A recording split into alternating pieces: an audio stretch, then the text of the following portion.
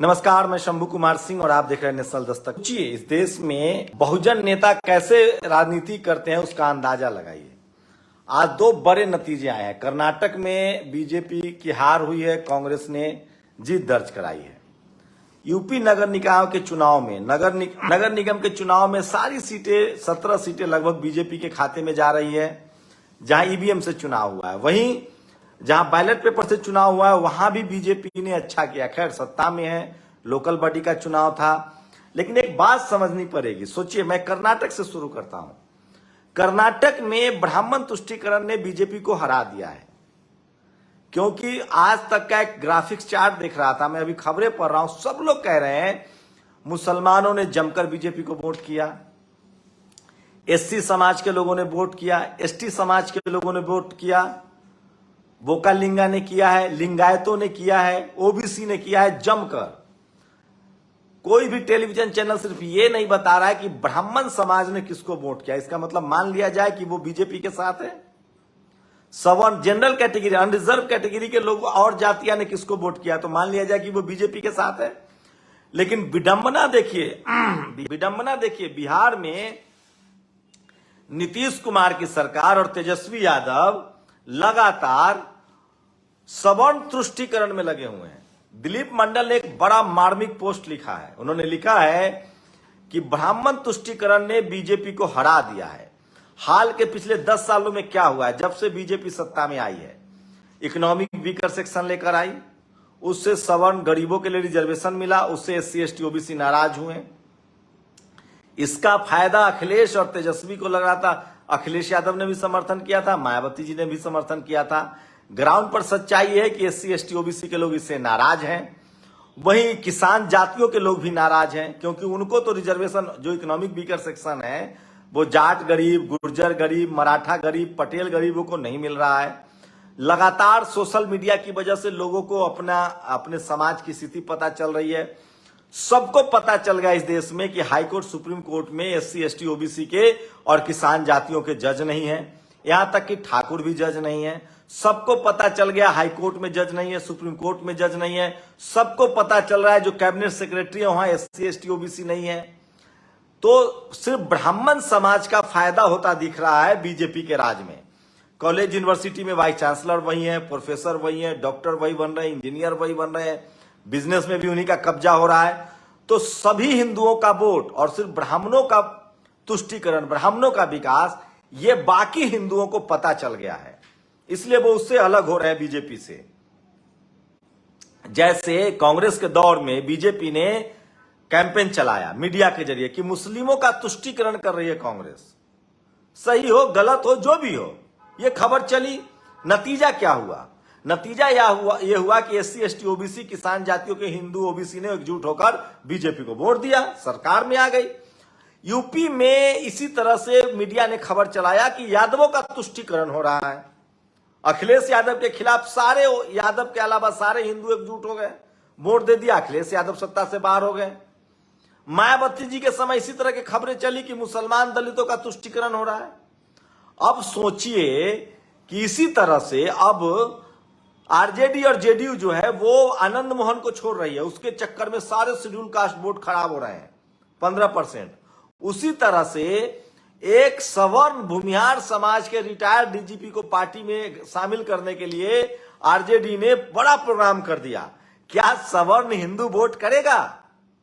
जो सवर्ण हिंदू में दूसरी जातियां बीजेपी को छोड़ रही है, वो आरजेडी और जेडीयू, सपा बसपा को वोट करेगी।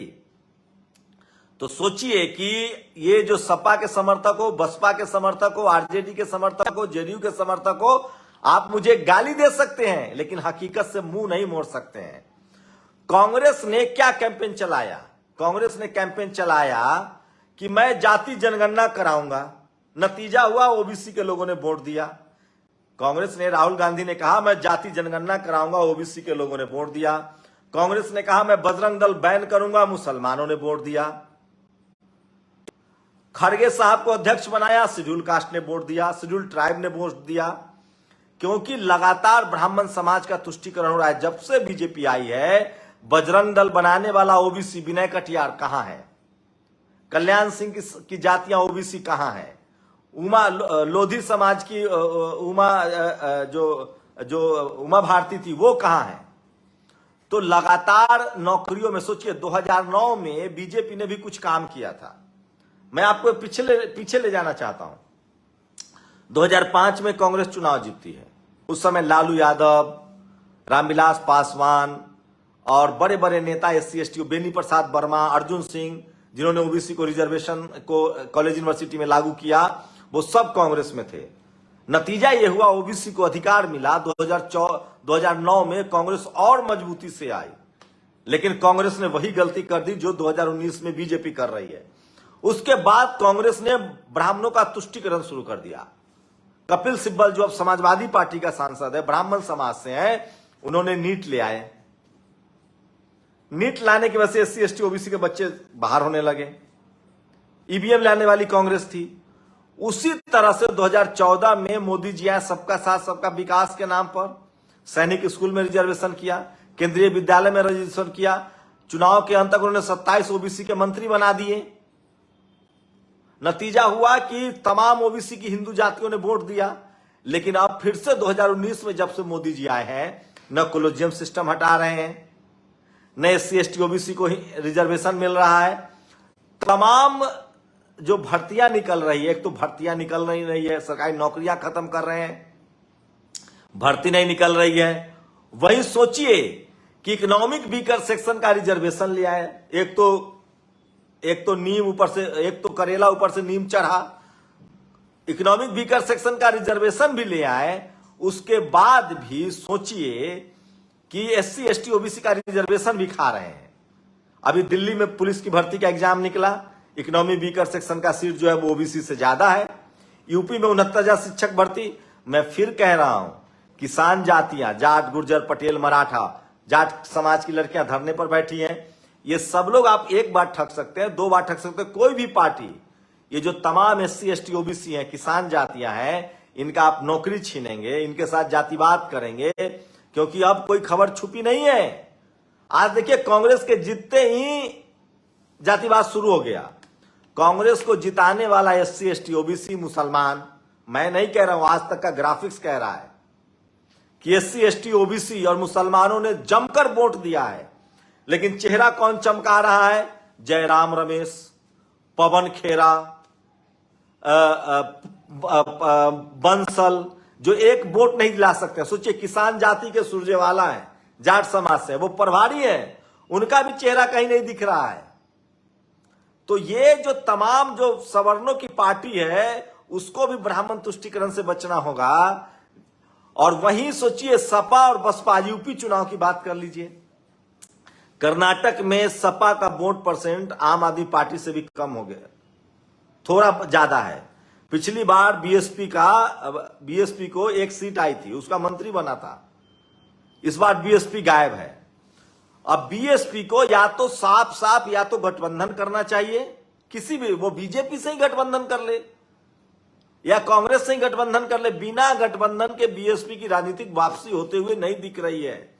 आरएस परवीन शानदार काम कर रहे हैं तेलंगाना में, लेकिन उनको कोई एक खेमा चुनना पड़ेगा, या तो वो बीजेपी के साथ जाए या फिर वो गैर बीजेपी के साथ जाए या टीआरएस के साथ जाए। किसी एक गठबंधन में तो जाना पड़ेगा, नहीं तो शेड्यूल कास्ट के लोग सिर्फ क्या ताली बजाएंगे? क्या हम लोग जीवन भर लड़ते रहेंगे? ओबीसी दलों को भी, जिसकी संख्या 50% से ज्यादा है, अखिलेश यादव क्यों चुनाव हार रहे हैं? क्योंकि वो सवर्ण को टिकट दे रहे हैं, शहरों पर उनकी नजर है। प्रत्याशी देख लीजिए उनका, उनको लगता था कि सवर्ण को टिकट देंगे तो सवर्ण हमको वोट दे देंगे। अरे सर, सवर्णों के तुष्टीकरण से निकलिए और एससी एसटी ओबीसी की तरफ बढ़िए, जो कांग्रेस बढ़ रही है। जाति जनगणना को मुद्दा बनाया है, वो भले करे ना करे, लेकिन सोचिए अखिलेश तेजस्वी यादव को बड़ा नुकसान होने जा रहा है। बीजेपी अब ओबीसी पर फोकस करेगी, करना शुरू भी कर दिया है। ओबीसी के अध्यक्ष बनाया है। आरजेडी आनंद मोहन पर दांव खेल रही है, नीतीश कुमार आनंद मोहन पर दांव खेल रहे हैं, भूमिहार समाज के लोगों को पार्टी ज्वाइन करा रहे हैं। मैं फिर कह रहा हूं, इस देश में सवर्ण समाज एकजुट भी हो गया तो 15%, उससे तो सरकार बनेगी नहीं। उसके चक्कर में आप एससी एसटी ओबीसी और किसान जातियों को छोड़ देंगे तो आपका 80% का नुकसान हो जाएगा। तो मैं राजनीति की बात कह रहा हूं, मैं किसी जाति धर्म के खिलाफ नहीं हूं, मैं सिर्फ आपको गणित समझा रहा हूं जो टीवी अखबार कहते हैं। तो ब्राह्मणों का तुष्टीकरण ने पहले कांग्रेस को बर्बाद किया, अब बीजेपी को बर्बाद कर रहा है। 2019 में 2014 में इसलिए बीजेपी आई क्योंकि 2009 में कपिल सिब्बल जैसे लोग ने ब्राह्मणों के तुष्टीकरण के चक्कर में एससी एसटी ओबीसी के अधिकार छीन लिए थे। अर्जुन सिंह को मरने के लिए छोड़ दिया था, लालू यादव का बिल फाड़ दिया गया था, रामविलास पासवान उससे बाहर निकल गए थे, एकमात्र खड़गे साहब और वीरप्पा मोइली बच गए थे। तो ब्राह्मण समाज का तुष्टीकरण करके कांग्रेस खत्म हो गई। अब आई बीजेपी ने सबका साथ सबका विकास पिछड़ा बनकर मोदी जी आए थे, लेकिन जब उनकी सरकार आई तो उन्होंने फिर से ब्राह्मणों का तुष्टीकरण शुरू कर दिया। वाइस चांसलर आप बनेंगे, डॉक्टर आप बनेंगे, प्रोफेसर आप बनेंगे, मनुवाद लागू हो रहा है, जाति के नाम पर लोगों को मारा जा रहा है, दलितों को मारा जा रहा है, पिछड़ों का इनकाउंटर हो जा रहा है, कोलिजियम सिस्टम आपसे हट नहीं रहा है, सिस्टम जुडिशियरी मीडिया ब्यूरोक्रेसी में आप नौकरी दे नहीं रहे, प्राइवेटाइजेशन आप बढ़ा रहे हैं। मोदी जी आपका भी 2024 में जाना तय है अगर आपसे किसान Hindu, SC ST OBC Hindu नाराज होगा, जो कि नाराज कर्नाटक में दिख रहे हैं। अब आते हैं यूपी में नगर निकाय का चुनाव हुआ है, 17 के 17 बीजेपी के खाते में जा रही है। पंचायत चुनाव और पंचायत के जो नगर पालिका होता है उसमें सपा बसपा के लिए कुछ संभावना है क्योंकि वहां बैलेट पेपर से चुनाव हुआ है। लेकिन ये दोनों दल के कार्यकर्ता दबाव बनाए कि लोग गठबंधन में आए, नहीं तो एससी एसटी ओबीसी लीडरशिप का कुछ नहीं होगा। और उसमें भी ये दोनों दल सवर्ण समाज को टिकट दे रहा है। अरे आप टिकट दीजिएगा सवर्ण समाज को और वोट कौन करेगा आपको? तो मुझे लगता है कि ये समय, आने वाला समय 2024 जाति जनगणना का होगा। जो जाति जनगणना कराएगा, जो किसानों की बात करेगा, जो महंगाई, रिजर्वेशन, बच्चों का एडमिशन, नौकरी, इसकी बात करेगा, वही चुनाव जीतेगा। और फिलहाल सोचिए, सबको पता चल गया है कि चपरासी से लेकर चीफ जस्टिस तक, सीएम पीएम भले ना हो, लेकिन चपरासी से लेकर चीफ जस्टिस तक आप सिर्फ हिंदुओं में सिर्फ एक जाति का तुष्टीकरण करेंगे तो नहीं होगा। उस पर से जिस तरह से schedule caste, schedule tribe, OBC की जातियों पर हमले हो रहे हैं, उनके बच्चों के नंबर काटे जा रहे हैं, हम जैसे लोगों को गालियां दी जा रही है, मनुवाद को लाने की कोशिश हो रही है। कोई भी पार्टी इस देश के 90% हिंदुओं के अधिकार के खिलाफ जाकर चुनाव नहीं जीत सकते हैं। ब्राह्मण तुष्टीकरण से कोई चुनाव नहीं जीत। आप देख लीजिए, अगर जेडीयू और नीतीश कुमार का यही रवैया रहा बिहार में तो बीजेपी चुनाव हरा देगी, क्योंकि बीजेपी फोकस कर रही है एससी एसटी ओबीसी पर। मुकेश सहनी उसके साथ आएंगे, अगर रामविलास जी के लड़के उनके साथ आते हैं तो खाली यादव और कुर्मी से चुनाव नहीं जीत पाएंगे सर।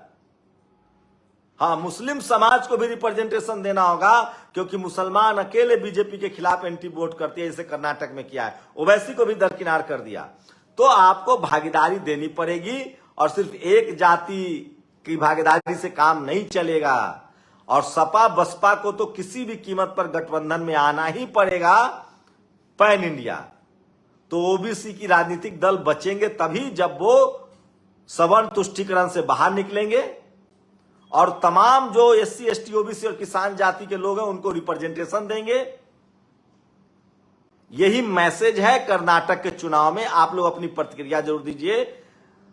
मध्य प्रदेश में भी बीजेपी की दुर्गति होगी अगर उसने वहां मध्य प्रदेश में किसानों को 6,000, मध्य प्रदेश में किसानों को 6,000 और पुजारी को 60,000 महीना, सालाना, मतलब 5,000 का महीना। तो ये कैसे चलेगा? तो सोचिए, सपा बसपा फ्लॉप हो रही है यूपी में, बीजेपी जीत रही है। लेकिन अगर सपा बसपा एक साथ आती है तभी दोनों के जनाधार बचेंगे, नहीं तो बीजेपी और आएगी। लेकिन बीजेपी अगर अब भी ब्राह्मण तुष्टीकरण को नहीं रोकती है और किसान जातियों पर अत्याचार जारी रखती है तो वो भी नहीं आएंगे। मजबूरी में ही सही, सपा बसपा में से किसान जातियां, एससी एसटी ओबीसी के लोग किसी को चुनेंगे।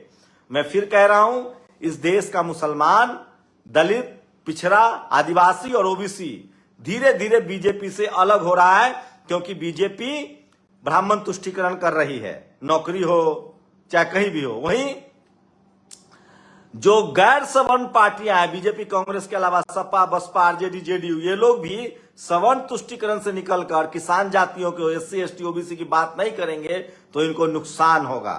बिहार में आरजेडी जेडीयू के 2 फैसला उनको बड़ा नुकसान देने जा रहा है और कांग्रेस उसी जगह को भर रही है। कांग्रेस ने अब समझ लिया है कि हमको एससी एसटी ओबीसी के मुद्दे पर आगे बढ़ना है, लेकिन देखते हैं कब तक रहता है। वैसे आज जीतने के बाद सारे ब्राह्मण नेता ही सामने दिख रहे हैं, चाहे वो सुप्रिया श्रीनेत हो, चाहे वो पवन खेरा हो, चाहे वो जयराम रमेश हो, चाहे वो पवन बंसल हो, चाहे राहुल गांधी हो। देखते हैं खड़गे साहब का अगर सम्मान नहीं हुआ तो फिर शेड्यूल कास्ट के लोग उनसे हट जाएंगे। रही बात बीएसपी की, सपा की, तो या तो ये दोनों आपस में गठबंधन करे या दोनों किसी और गठबंधन में जाएं। जहां जहां ट्रायंगुलर, सोचिए वो तो कर्नाटक की जनता ने ट्रायंगुलर मुकाबले में भी। नेशनल दस्तक की आपसे गुजारिश है कि अगर इसको बचाना चाहते हैं तो नेशनल दस्तक को सब्सक्राइब करने के लिए रेड कलर के सब्सक्राइब बटन को दबाएं, फिर बेल आइकन की घंटी दबाएं। नेशनल दस्तक को बचाने के लिए बहुत जरूरी है कि हर खबर को शेयर करें, लाइक करें, कमेंट जरूर करें।